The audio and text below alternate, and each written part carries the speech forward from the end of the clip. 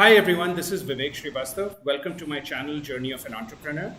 And today we have with us as a special guest episode, Mr. David Jena, um, who has a very interesting startup called Zekware. And thank you for joining us Write today, it as David. well. Yeah. And please tell us a Yeah. little bit Thank about you. yourself. Yeah, go ahead. Thank you, Vivek. Thanks indeed. It was really nice meeting you, and thank you for having me. It is a great honor. And first of all, see, my actual name is David Jena, and I go by David because I own a US entity, and most of my clients, this is my official name. You could say most of my clients call me by the name of David. So yeah, that as I would like to tell you that since inception, it's been a very roller coaster ride since I have started my startup journey, and before that, I was working for different companies, growth stage companies, and I helped them build the business. I helped them acquire new clients and add value in terms of client acquisitions, revenue, and all of that. So predominantly, my expertise has always been into North American markets, catering to and in the ID consulting space. So yes, I mean I have always been an enterprising guy, and it's always there in my mindset that down the road I am going to start something of my own. Just that I have to be prepared for that. So, and then by God's grace, I got a chance. I always worked, in between the intersection of the CEOs and clients, where I got to adapt new business models and how we could be able to, build a new business in the consulting space. So that really helped me, and then of course after I would say 12 or 13 years of my experience, I thought of venturing into my own consulting startup in the state of Texas, and which I did, and that is when Zekware was born. So yeah, I mean it was a good journey altogether, I would say, and mostly there were a lot of downs, lot of downfalls, which made me stronger, and we learned from our mistakes. And eventually, I would say I have seen. I'm somebody who has seen more silences and multiple no's, and just that your hard work and perseverance is important, and you have to just wait for that one magical yes, which will crack your business and career code.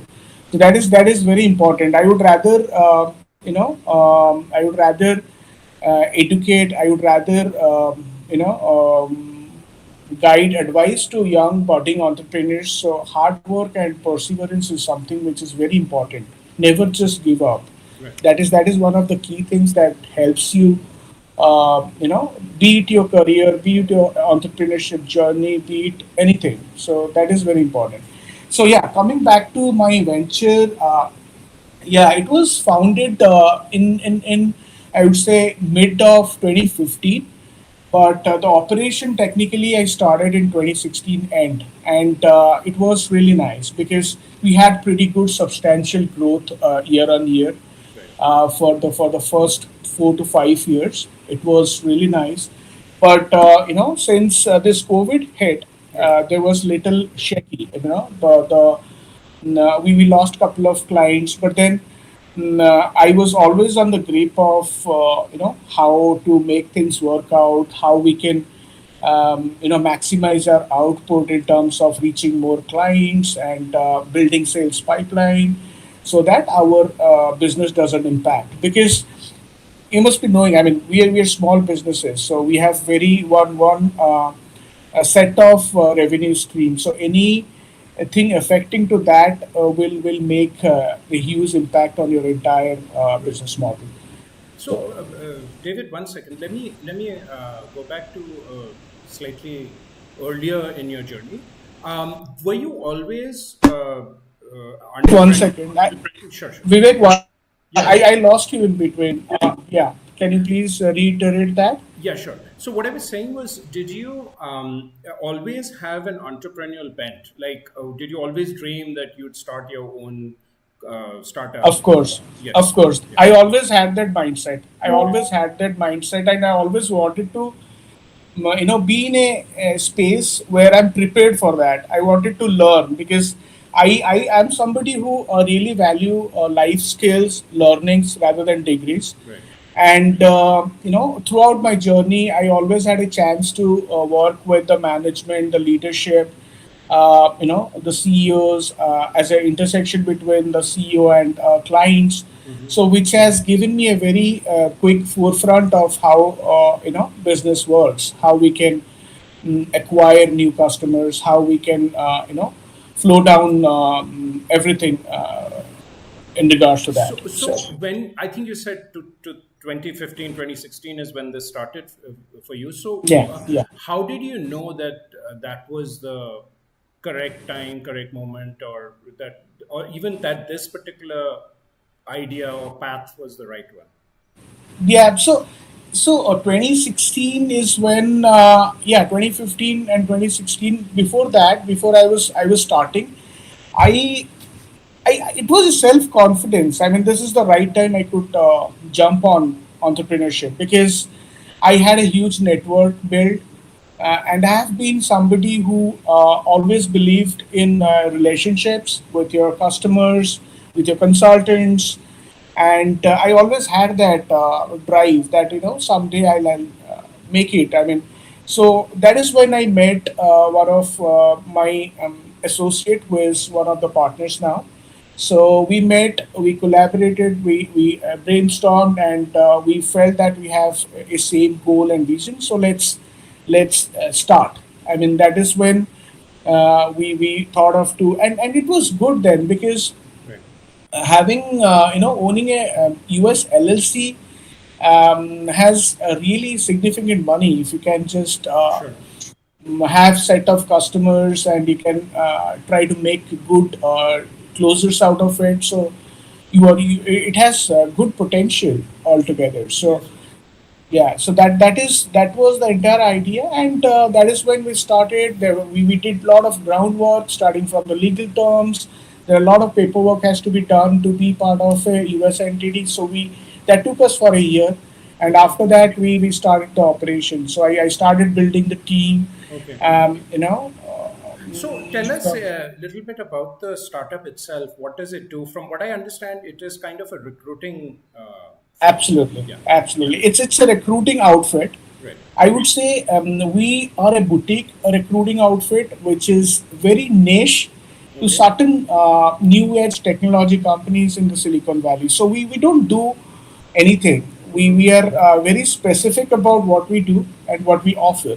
Right. And we in the maybe we have clients like Apple, Facebook. We served banks like First Republic Bank, and a few handful of clients more as well. But yes, so that is we predominantly into tech staffing, Okay. project based staffing. Yeah, Now, my question, next question is, and I've been in the US myself, I've worked there, I've been placed via these kind of recruiting companies myself, so I'm great. very familiar with all of that. But what I find a little bit impressive, I would say, is that how you get these clients, because I know for a fact that they have very stringent rules for third parties. Something like a Facebook or a Google or whatever will have very Yeah, stringent third parties. You have to meet all these criteria. You have to show them 3 years worth of your balance sheets and books that's and right. That's accounting right. and whatnot. So how did you manage that? Because in the beginning you don't have all of that, right? So how did you get So your foot in the door?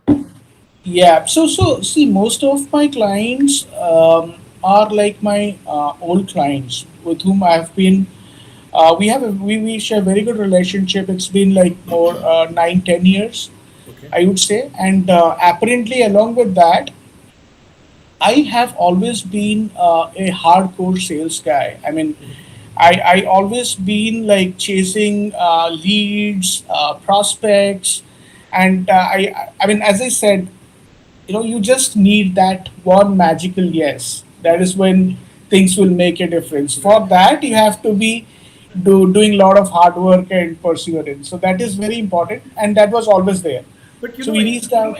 I'm Yeah, sorry. In America, though, they're very stringent on their policy. So if the company policy is this, you have to submit 3 years of your accounts. Then you have to do that. It doesn't matter if the guy is your friend or not.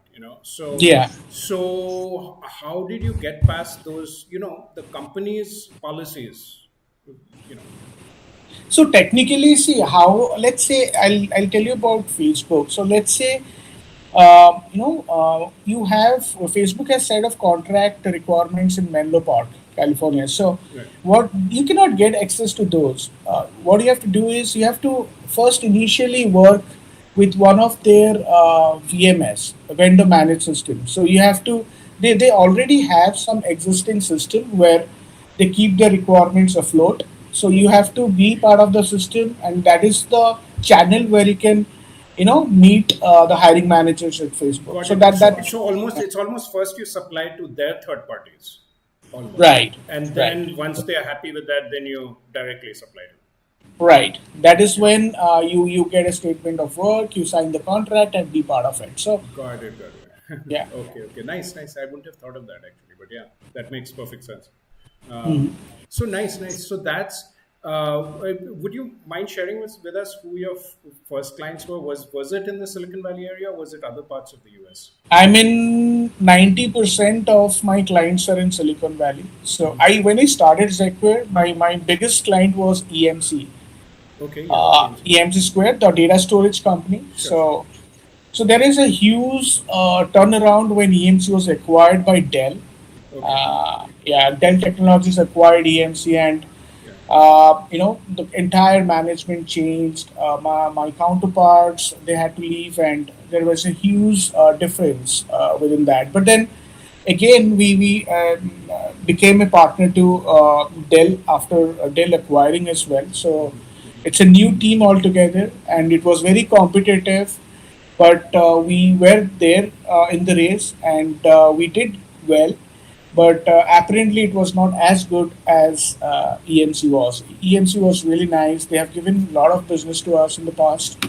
Then we started and moving to other clients as well. Like Nice. we started prospecting the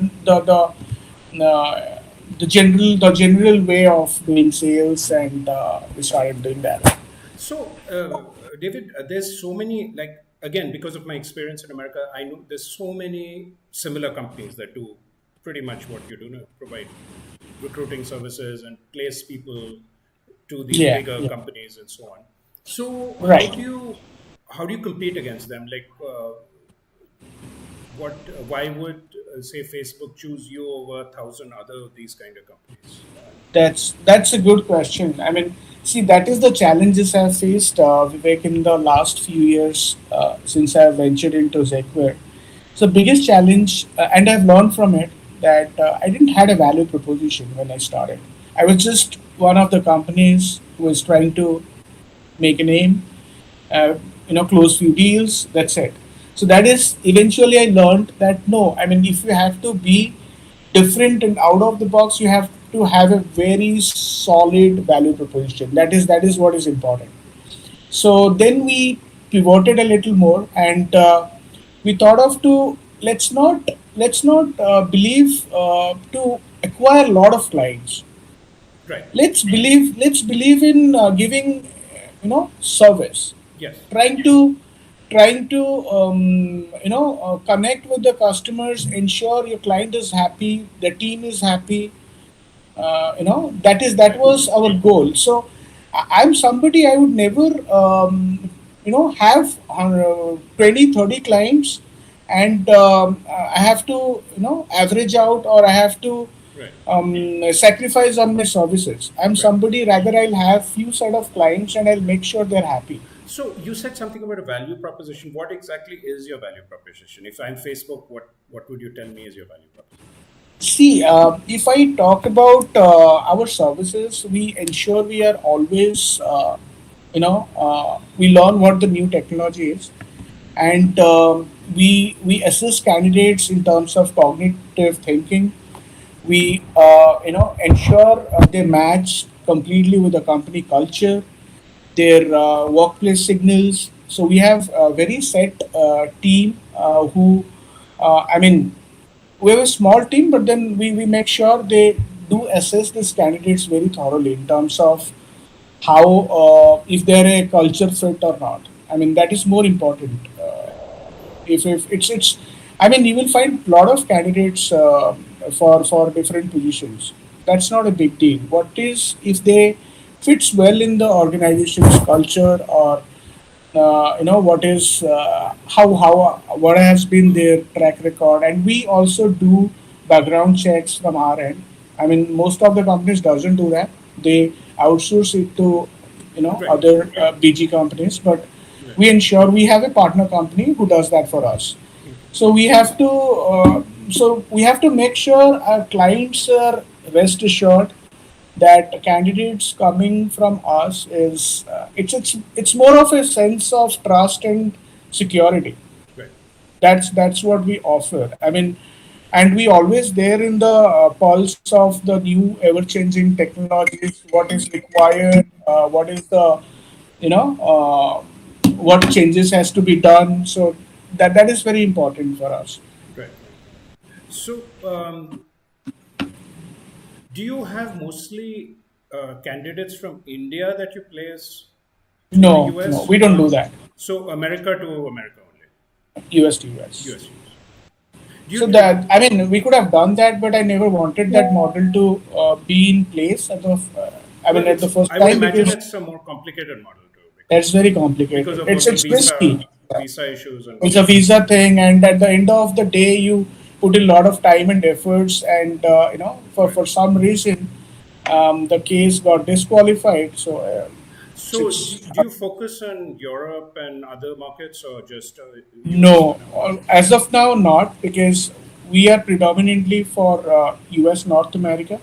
And when I was in the verge of starting for India and Middle East, so I collaborated with few profound investors here in India, and that is when I am part of RightTech as well, and I'm a stakeholder in RightTech, which is a recruiting outfit for India and Middle East. Oh, so India to India is right. Yeah, RightTech is India and Middle East, and Right. Zequer is Got it. that is my North American entity. Beautiful, beautiful. Tell me a little bit about the finances. How did you uh, start? I mean, did you have to get Completely bootstrapped, bootstrap it? completely Right. bootstrapped. We put in our funds, and my partner put in their funds, and we plot the profits, and we made it organically. So Beautiful. yeah, so there has been companies who reached out to us for factoring, like Sterling Bank. There are a few, but we never took that because their Right. lending interest were very high and all of that. Right. We Right. believe, yeah. So I Absolutely. mean, it's completely our self-funded. So that's something. I mean, there is no point in what I strongly believe, if there is no requirement of funds in a major chunk, you don't have to procure, you don't have to infuse outside funds. It's not Right. necessary. Absolutely. I'm a huge favor of growing organically myself. Yeah, and strongly, I mean, profitability is what matters. I Yes. mean, it's not about how much funds you raise and what it is. What matters is you have to be profitable. That is the, I strongly believe that is the first fundamental of doing the right business. Absolutely. Beautiful. So, it, ironically, now my next question is about how you staffed yourself. Did how? If I may ask, how many people are involved in this, and how did you hire them? Did you have problems? You hired the wrong person, or the person wasn't competent enough, that sort of thing. Yeah. So see, Vivek, that's a nice question actually. I mean, technically, you're asking about the challenges I have Yes. faced. Yes. Yes. So during the journey, I'll tell you, I mean, what challenges I have faced so far. I mean, there are three major things which I have faced. First, I always started thinking that I'll do it by myself. I started thinking everything I can do. Why I have to pay somebody? That was that is a complete myth, because when you don't streamline your team, when you don't create bandwidth, then you couldn't focus on things where you are good at. So you have to focus on your strengths, and you have to Right. leverage people to do other things. That was one of the. I always had a very small team. We never had huge teams, but with a tune of I would say 5 people, 6 people. But we have done our Oh, sure. I good mean, part of in a recruiting company, 5, 6 people can do a lot. yeah, that's right. I've been very intimately familiar with all of that, And you must be knowing, aspect. since you have been in US. So in US, more than 70% of the companies are member managed. Yes. When it's a member managed, so let's say they're owned by the stakeholders itself. Right. They run the show. What typically also happens is a guy who worked at that company, he leaves that company and starts his recruiting company, but then a lot of the placements happen to that company because he's got so many ties there. I've Yeah, seen yeah. that a lot Yeah, as well. yeah. So you don't have to. It's not a labor. For Yeah, US, it's not labor it's intensive, not. and Yeah. they can. Yeah, you can do quite good business with less number of people. So, and yes. So coming back to the challenge, that was first. Second, the second thing I really, as I said, I didn't had a value proposition when I Right. started. I was just trying to hit behind the bush. I was just trying to do recruiting, trying to get some client, but where I'll be stand out, I didn't had any as such. So that was the second thing. And third, I never had a channel for inbound sales. That is very I, important. I'm sorry. What is that? What term was that? The inbound sales, when Okay. when you when you create platforms where companies start reaching you, like the Okay. search Okay. engine optimization, that is just a very basic of it, but there are different ways where you don't have to chase clients. There are somebody Right. having a few set of requirements will reach out. So this three things was major, and of course building a right team, because in Yes. initial phases, yeah, in initial phases you will find people who just come and leave you, but you have to hire. Yes. Mm, yeah, you have to hire late and fire first. That is very important. Yes, that's a good term.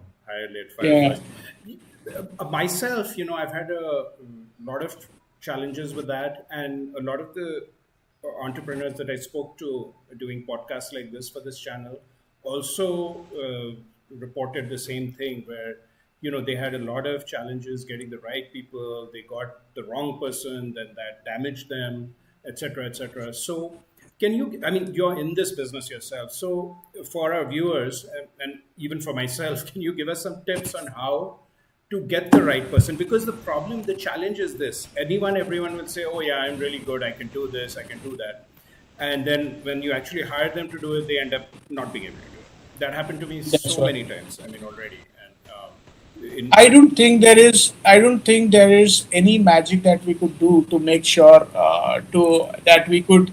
I mean, that is just that. That is the challenge you have to go through. But yeah, I mean, we have to ensure we take time to hire people, yes, because if that doesn't fit in every aspects of your startup, it doesn't make any sense, because they have to be enterprising.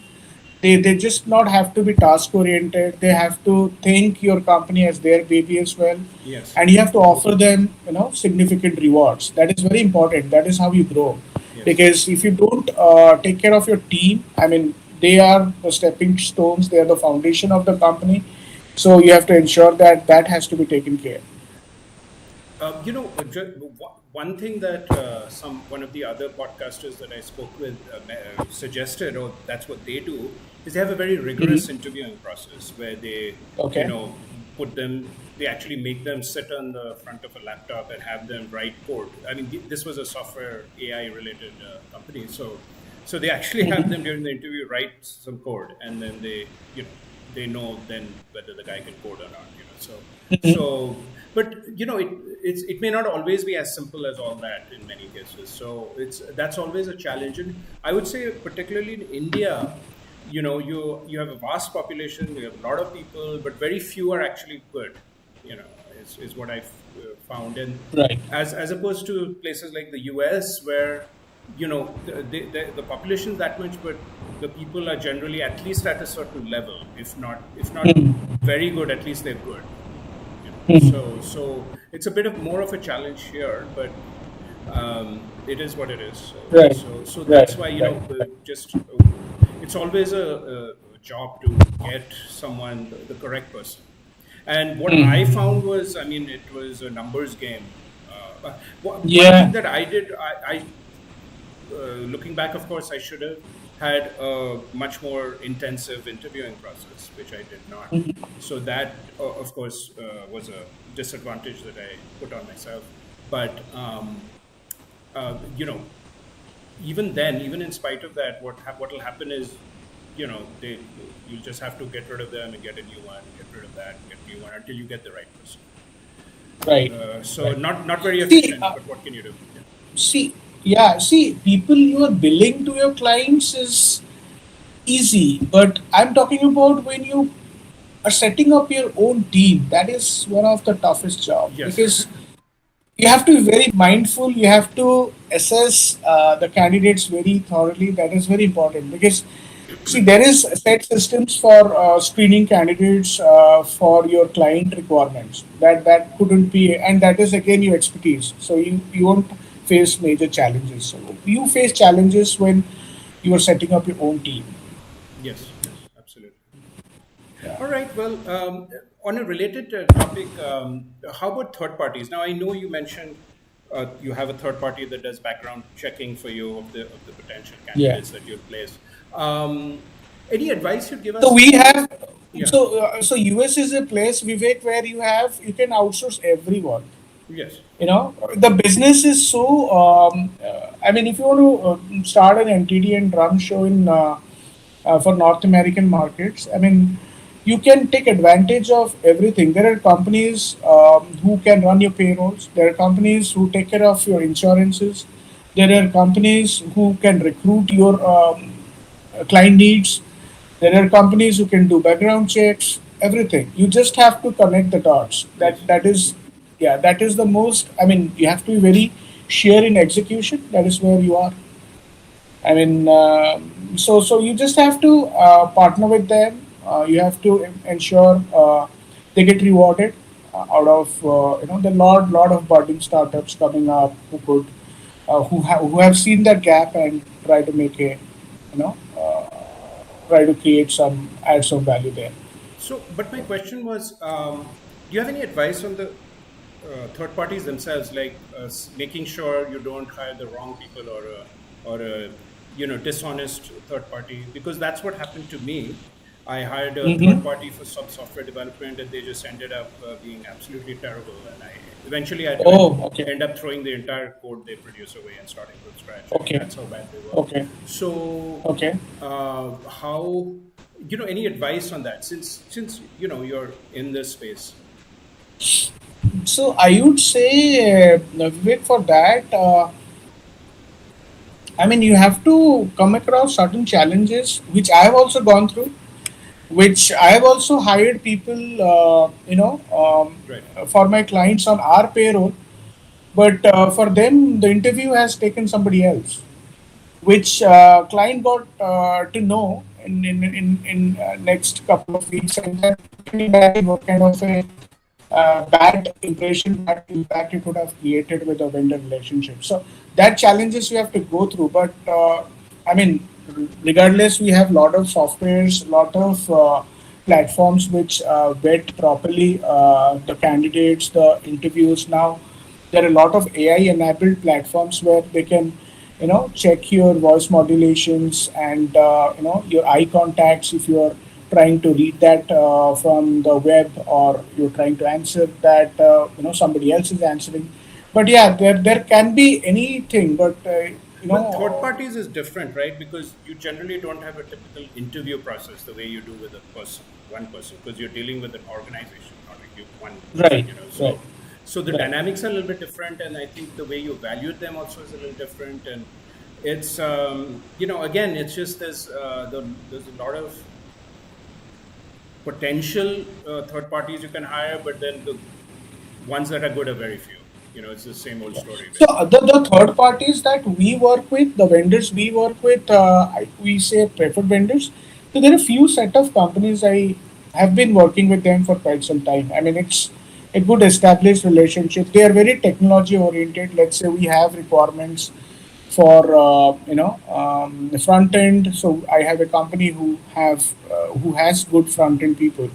If there is something on DevOps, if there is Right, something on Microsoft Azure and all of that. So we have different companies. I know, and it's more of a relationship now. right.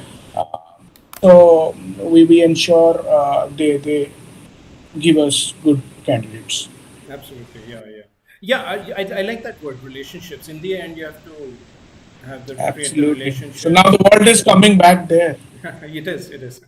And, uh, what talking about world kind of, going back in a circle, my startup is kind of based on that principle that we go back to the real world as opposed to the virtual world where we're spending far too much time. Yeah, But yeah. even though my app is in the virtual world, you use it to get to the real world and do activities in the real world as opposed to Mm, just always looking at a screen or a phone. Anyway, right. so that's really good stuff there. Um, I mean, can you speak to any sort of legal advice? Like I know you said that you had to create a lot of legal uh, paperwork and so on and so forth. And of course, Yeah. being in America, I know out there you can't be loose with your legal this thing Absolutely. because That's pretty much spot on because everything is based on contracts there. So I mean, people, companies pay on time. That is the yes, best part. yes, And you also at the same time have to pay your employees on time. I yes, mean, that is also important. We encountered once when I was starting up. So there was a Linux administrator. He was a American guy, and he was living in paycheck to paycheck, and he was under our payroll. But then there was little delay. I mean, I was that is when I was running the payroll also. So we had a company to whom we have outsourced the payroll services. So they used to do that for us. But before that, we have to send them. I mean, how many candidates we have the payroll has to be run and all of that. So we missed this guys, and he was really aggressive, and he written to a different thing. So that is, right, I mean, that was really very critical situation. I mean, that was very sensitive because right, you have to ensure there are people who completely depend on. Unlike Indians, we have our savings and all of that, but then there are Americans at lower level roles who depend on their salary completely to pay the bills and all of that. So a day delay will charge them more. So we right. have to ensure like the kind of services we get from our clients, from the banks, we have to ensure that we flow down that. That is very important because we Yes. cannot delay anybody's payment there, and we have to adhere to the contracts. That's one of the key things. So, how about things like trademark, copyright? I guess in your case, that's not really there wasn't much of an issue, Not really right? required. Yeah, But yeah, we're not a product company, so right. I'm But you completely. still probably have like terms and conditions. Do you have errors and omission insurance? Because I know that's a big thing over there as well. Absolutely, Yeah, absolutely. E&O. A lot of nowadays you have this error and omissions. You have the crime bonds. A lot of. I mean, that is a huge chunk of money. But then you can always pay it on a recurring basis. Right, You get that advantage from the insurance right. You company. play on a monthly basis usually. Yeah, yeah, yeah. You can do that. Right, right. And then there's also kind of that peace of mind that you have that insurance. So if anything goes wrong, you're Yeah, facing anything nobody. goes wrong, you are not in soup. So Because in America, the thing is, their legal system is so efficient. Like a court case yeah, usually gets through in a week, whereas out in India it could go on for years even. So right, right, right. that's So now also in India also things are changing. I mean earlier the clients used to take longer. I mean you have to just chase them for you have to raise invoices, chase them, call the finance department. Right. But now things are changing. I Right. mean it has become better. You get if not, I mean little delay happens, but then you get paid on a proper time. So Right. that's not a big deal. I mean, now people started valuing, contracts in India as well. So, can you speak to us about anything unexpected that happened during your journey? Like something, that just suddenly came out of left field that you never planned for, and then you had to, scramble and somehow try and handle it. Any stories for us or anything like that? There was a time, I would say, in the year 2021. I mean, we didn't had any corpus, we didn't have any funds, but then we had to run the payrolls because we were completely drained on our expenses. On our fixed in expenses, on our operation cost. I mean, that was one of the toughest time for me, and we ensured we put in our own funds to make things work out, and that has been a really critical situation. But else, I have been very clean on the way I do business, and I always ensure we follow ethics because that is very Right. important for a long-term relationship. And Absolutely. yeah, But how about because situation? Did any ever a person that you placed at a company just was wildly bad or did very inappropriate things or something like that, or that sort of thing never that happened? has never happened. That Okay. has never happened. Touch wood, because Yeah. that has never happened. Cool. So there has been couple of situations where candidates faked interviews and has been onboarded, and we encountered that later when client get back to us and states that because and that is very much common in these industries. I mean, you cannot see. You can try to avoid that, but you cannot avoid it completely. It Right. happens maybe once, yeah. So else everything has been good so far. Touchwood. I mean, nothing a huge thing I would have to go through, and which has I have burnt my fingers on that. So How did this affect your personal life? Generally, most entrepreneurs find, that it's very, very stressful and they are unable to interact with their friends and family as much as they would have liked to, and relationships get strained, not to mention effects on their health and so on. So, how has that been for you? Any advice you have for us? yeah, Vivek, that is one of the things because Right. see, I'm a first generation entrepreneur. I haven't done. I mean, my parents comes from a service background, and so what I've learned that entrepreneurship is something which not everybody matches your mindset. Your soul, you are little, you feel lonely what you're doing, and you will have a lot of responsibilities. Right. It's not just responsibility about your task, about your work. It's entire responsibility of your company. The image of your company, how the client relationships, the finances, which is way beyond stress. But then I would not say stress. It's more of a feel of a responsible, and yeah, it impacts, but your day to day lives. But then if you plan it well, you have to navigate it well. Then things will fall in place. So just How that do you you have do? to be. What do you do for stress relief? Like any tips on that?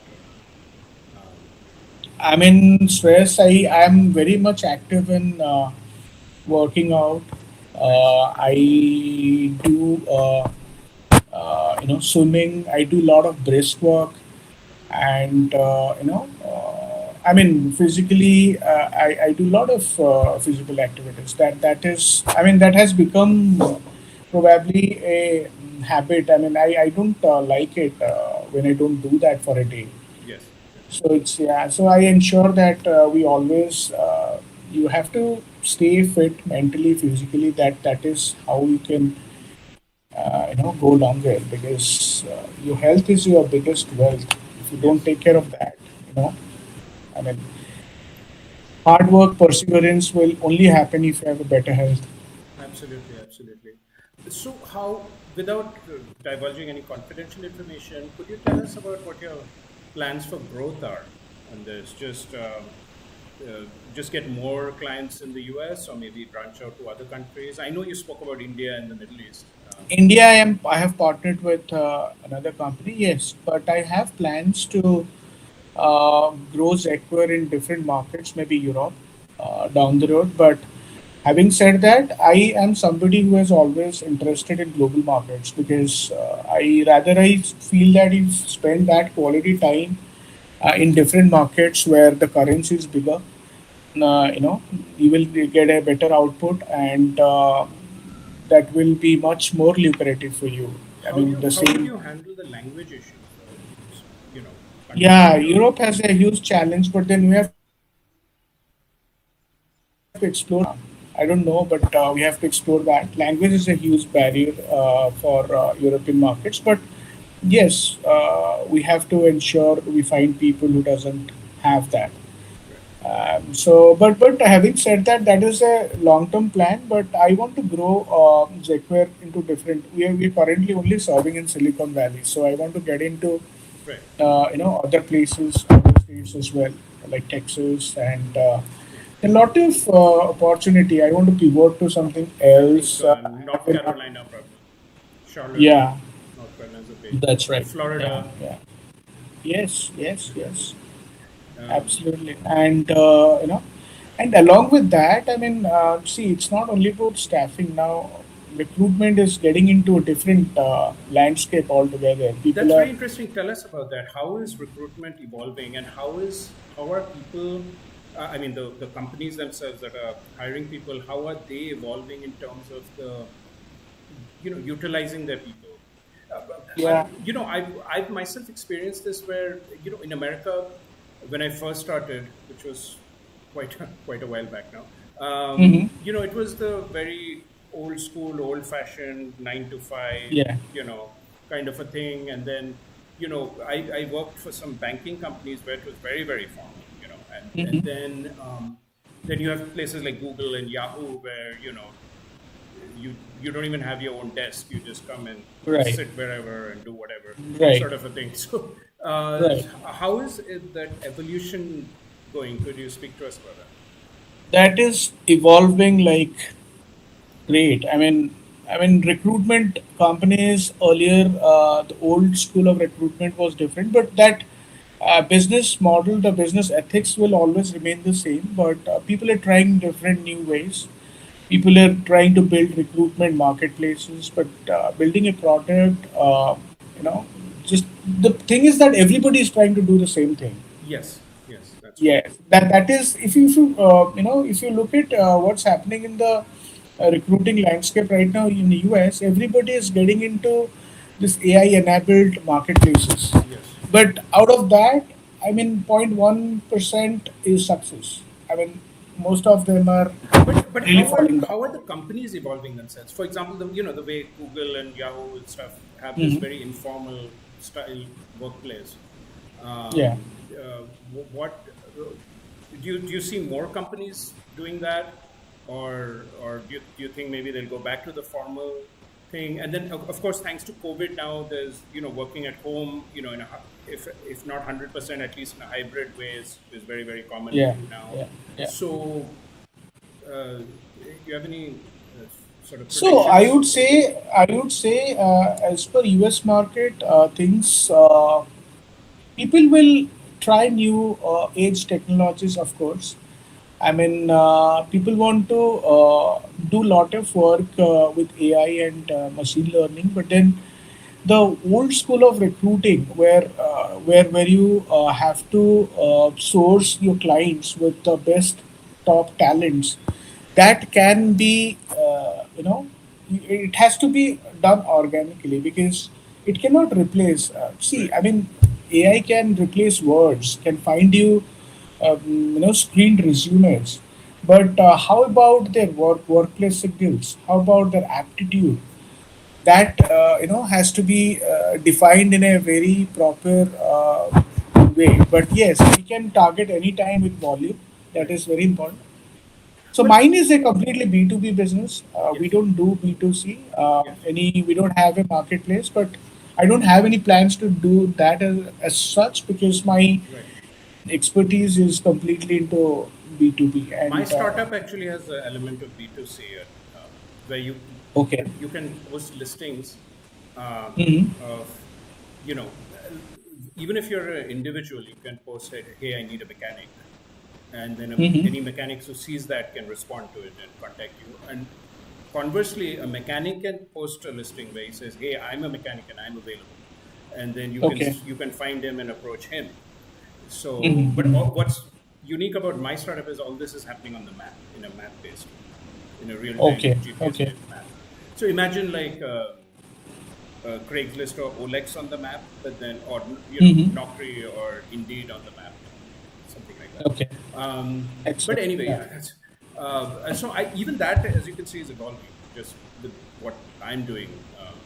Hmm. But one comment I would say is, I think it's very important to match people not just with the talent. Like, okay, you need a sharp programmer, and I'm a C sharp programmer. You need someone with 7 years experience. I've got 7 years experience, etc. But also the culture. Like, for example, I personally would fit in much better in the Google type of workplace or work environment, as opposed to the stuffy bank environment. I mean, obviously, if I have to, I'll adapt to that. I'm not saying I'll be a rebel there or something like that. And I did work there, but I have to say I didn't enjoy that environment. So, but then conversely, there's people who would like the bank environment and would totally hate the Google environment. So there's Yeah. that aspect of that. Do you run into that, and how do you sort of factor for that?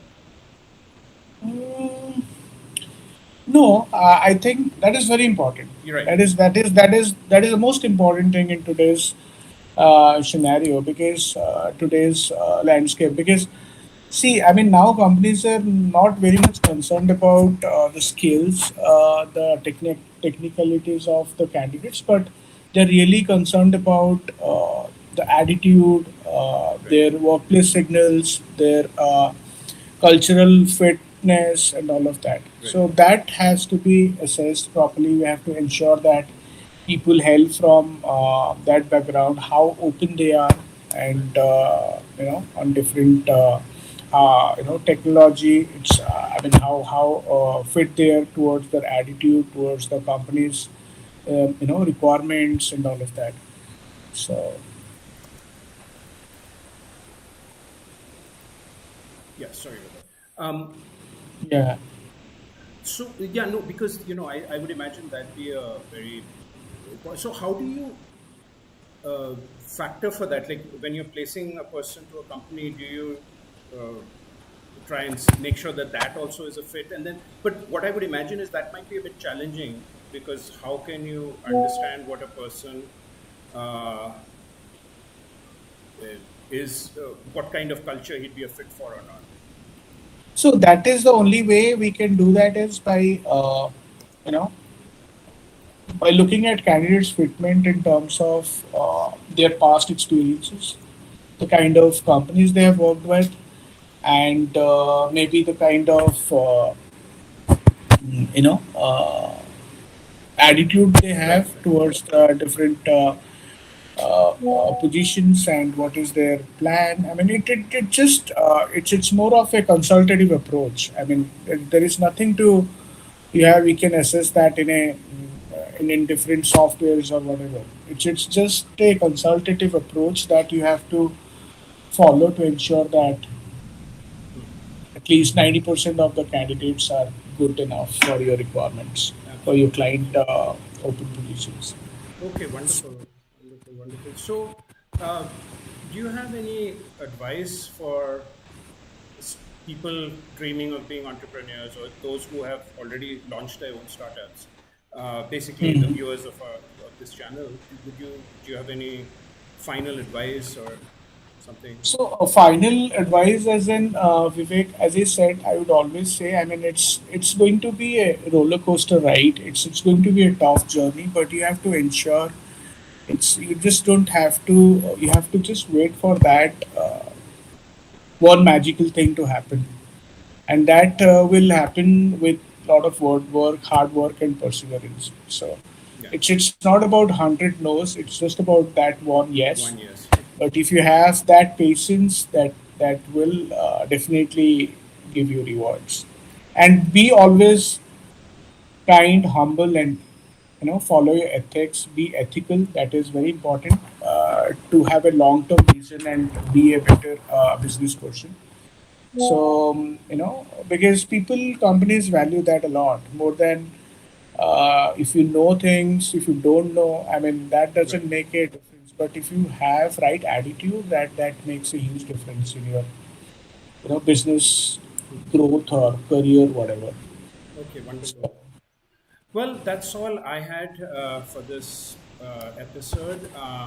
Thank you yeah, again so much, David, for joining us. That was very informative, absolutely, very absolutely. useful. Thank you so much as well for having And me. It was viewers, really a pleasure. David's info will be on the description below this video. So please Okay, make sure you check his company out and his information and his profile and everything out too. So yeah, yeah. Thank you so much, David. excellent. Thank you, Vivek. You have a great evening. Bye bye. You too.